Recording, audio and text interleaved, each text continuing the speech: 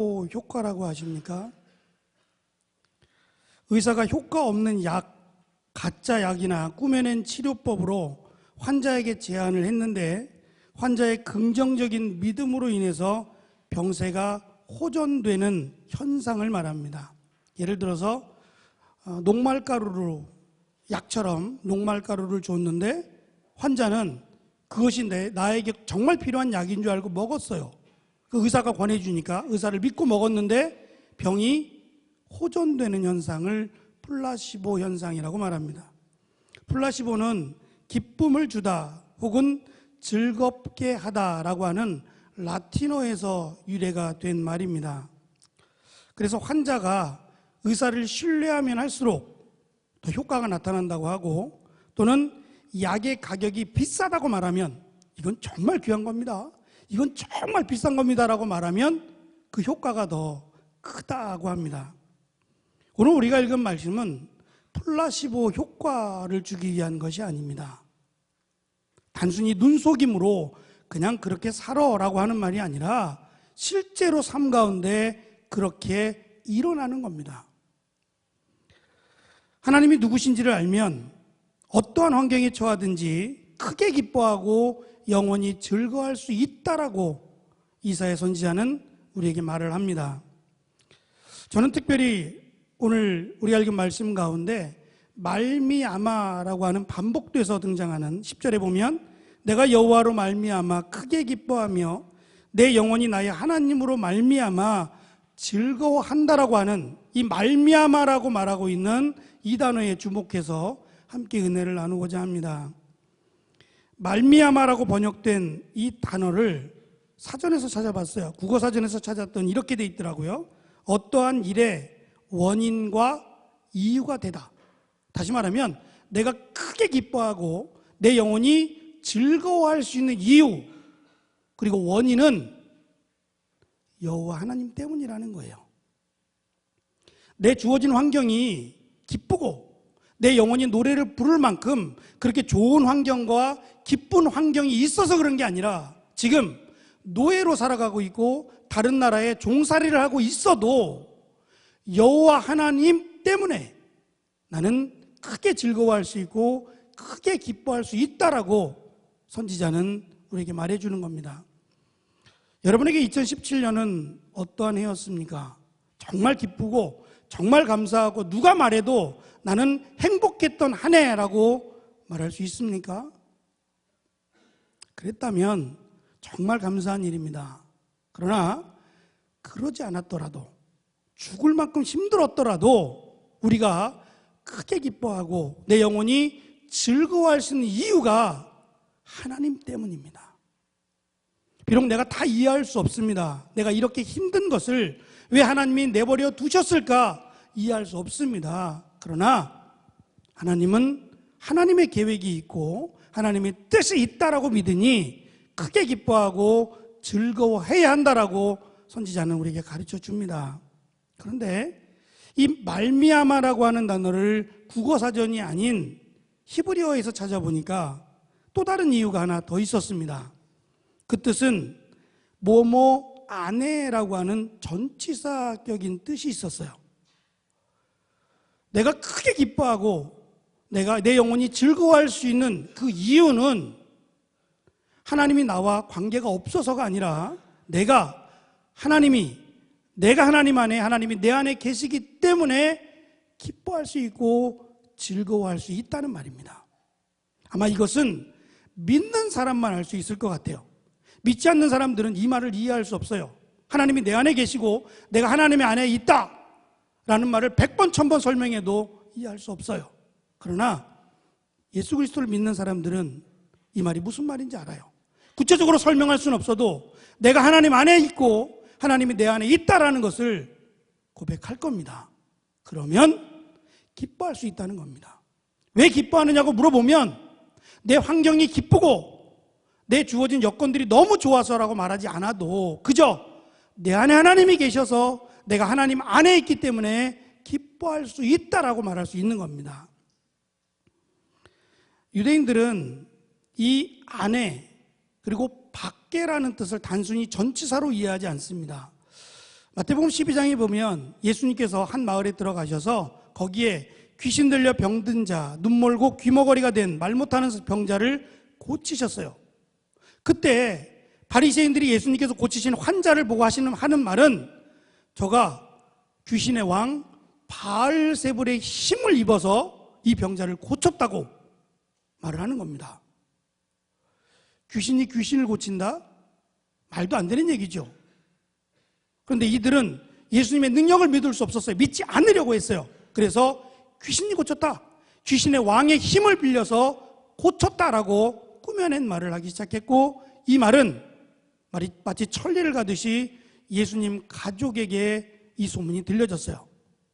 예수님의 동생들, 예수님의 어머니가 이 소문을 들었어요. 예수님이 귀신 들렸다더라, 귀신의 왕 바알세불이 예수님 안에 들어갔다더라 라고 하는 거짓 소문이 가족들에게 들렸습니다. 가족들은 이 소문을 듣고 말도 안 되는 소리 하지 말라고, 예수님이 하나님이신데 무슨 귀신이 예수님께 들리겠느냐 라고 웃어넘긴 게 아니라 쫓아왔어요. 득달같이 형제들이, 예수님 동생과 어머니가 쫓아왔어요. 그리고 예수님이 있는 곳을 물어 가까이 왔습니다. 예수님은 거기서 가르치고 계셨어요. 하나님의 말씀을 전하고 있었는데 밖에 멀찍이 서서 그 말씀이 끝나기만을 기다렸어요. 밖에서 말입니다. 그리고 말씀이 끝나면 어떻게 해서라도 예수님을 모시고 집으로 가려고 했어요. 가면 어떻게 하겠다는 거예요? 이제 좀 그만 다니세요. 그리고 예수님을 가둬놓고 예수님이 그만 다니지 못하게 하기 위해서 예수님을 잡으려고 가족들이 왔습니다. 제자들이 그 모습을 봤어요. 그리고 예수님께 말합니다. 예수님, 지금 가족들이 예수님을 보기 위해서 멀리 여기까지 왔습니다. 어떻게 하라는 얘기예요? 빨리 말씀을 끝내고 가족들에게 가십시오, 이 말입니다. 그때 예수님께서 하신 말씀은 충격적인 말씀이었어요. 누가 내 가족이냐? 누가 내 형제며 누가 내 어머니냐? 하나님의 뜻을 알지 못하고 하나님의 뜻에 순종하지 못하는 사람들은 내 가족도 내 형제도 아니다. 오히려 지금 모여서 내 말을 듣고 있는 이 안에 있는 너희들이 내 가족이요 내 형제라고 말씀합니다. 예수님 안에 있다라는 것은 예수님 말씀을 듣는다는 얘기고 믿는다는 얘기며 순종한다는 얘기입니다. 거기에는 말할 수 없는 하나님의 은혜와 역사가 있습니다. 말씀이 능력이요, 말씀이 하나님이라고 가르쳐 주신 그 말씀이 능력입니다. 그런데 그것을 믿지 못하고 소문을 믿고 밖에 서 있는 가족들을 향해서 예수님은 오히려 책망을 하셨습니다.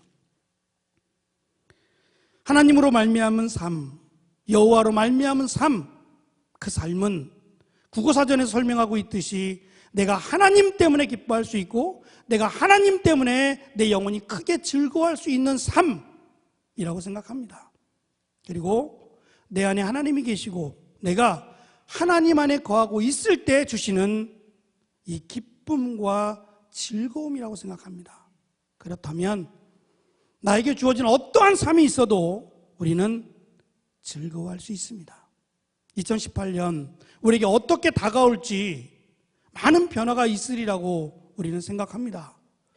그 변화 속에서 변하지 않으시는 하나님을 여러분 꼭 만나셔야 합니다. 그리고 그 하나님 안에 거하셔야 합니다. 그러기 위해서는 이스라엘 백성들에게 늘 하신 말씀, 돌아오라, 나에게로 돌아와라, 나에게로 돌아오면 언제든지 나는 너희 하나님이 되어주마, 팔 벌리고 그들을 안아주신 것처럼 주님께로 나와야 됩니다. 예배 시간을 찾아야 하며 사모해야 합니다. 한국은 예배 시간이 많습니다. 그래서 한국교회가 이만큼 성장하고 더 하나님께로 가까이 갖는 것 같습니다. 우리에게 주어진 우리 교회에 있는 예배 시간을 사모하시고 하나님의 말씀을 붙들고 기도의 자리로 나오는 것, 그것이 내가 여호와로 말미암는 삶을 살겠다라는 고백이 됩니다.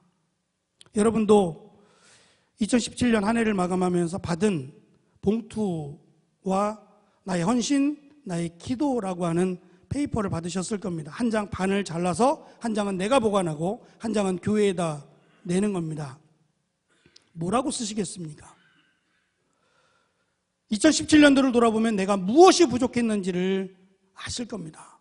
가장 중요한 것은 내가 실수했고 넘어졌고 이런 후회하는 삶도 다시 한번 고쳐가는 것도 중요하지만 예배의 자리를 회복하시길 바랍니다. 예배자의 자리, 하나님께서 원하시는 것은 능력이 아니라 예배의 자리였고 능력은 여호와께 속한 것이다 라고 우리에게 가르쳐 주셨습니다. 예배의 자리를 사모하시고 주께로 나아오는 그것이 바로 여호와로 말미암는 삶이다라고 저는 말하고 싶습니다. 비록 이스라엘 백성들이 노예로 살아가고 있고 어느 것 하나 말할 수 없는 곤경에 처해 있지만 선지자는 말합니다. 기뻐하라고, 그리고 내 영혼이 즐거워하라고 말입니다. 분명히 하나님은 너희들을 다시 돌아오게 만들 것이며 너희들을 열국의 만국의 아비로 세워줄 것이다. 하나님이 약속하셨습니다. 그 약속 하나가 돌아오라는 겁니다. 여러분 힘들고 지칠 때에 내려놓을 것이 아니라 여호와께로 돌아오십시오. 그리고 말씀 앞에 무릎을 꿇고 하나님을 찾으십시오. 하나님은 언제나 여러분들을 기다리고 계시며 여러분들에게 은혜를 주시고자 이러한 말씀을 주고 있다라고 생각이 듭니다. 저는 2017년 한 해 동안 행복했습니다. 지난 화요일이 바이블 아카데미 50회였습니다. 두 번만 더 했으면 딱 제 나이가 되는 건데 50회까지를 하고 유튜브에 영상을 올렸습니다. 첫 번째 것만 못 올리고 찬양과 아카데미를 다 올렸습니다. 그러한 시간을 보낼 수 있어서 너무 행복했고 또 여러분들의 젊음과 함께 할 수 있어서 행복했습니다. 이러한 행복이 저에게만이 아니라 여러분들에게도 있었으면 바람합니다. 그래서 2018년도 나이는 한 해 더 늘어나지만 하나님을 향한 마음은 더 건강해지고 더 젊었으면 좋겠습니다. 제가 화요찬양 집회를 마무리하면서 꼭 마지막에 하는 말은 여기까지 하겠습니다 라고 마무리했습니다. 저는 여기까지 하겠습니다. 그리고 2018년 여러분들에게 더 젊고 더 유능하고 멋지다 그러면 좀 그러죠. 이쁜 목사님이 또 여러분들을 잘 은혜로 이끌어 가실 겁니다. 많이 기도해 주시고 합력하여 선을 이루는 귀한 은혜가 있기를 소망합니다. 기도하겠습니다.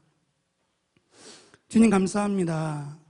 한 해를 돌아보면 감사합니다라고 말할 수밖에 없는 것은 내가 하나님 안에, 하나님이 내 안에 계심을 믿기에, 그리고 내가 기뻐할 수 있는 이유가 여호와로 말미암았기 때문입니다. 2018년 한 해를 하나님께 드립니다.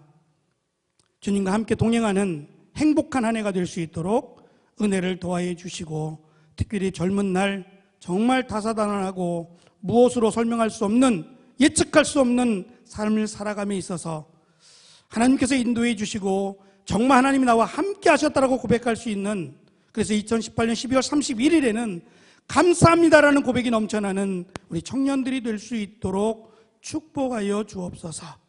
감사드리며 예수님의 이름으로 기도합니다. 아멘. 이제는 우리 주 예수 그리스도의 은혜와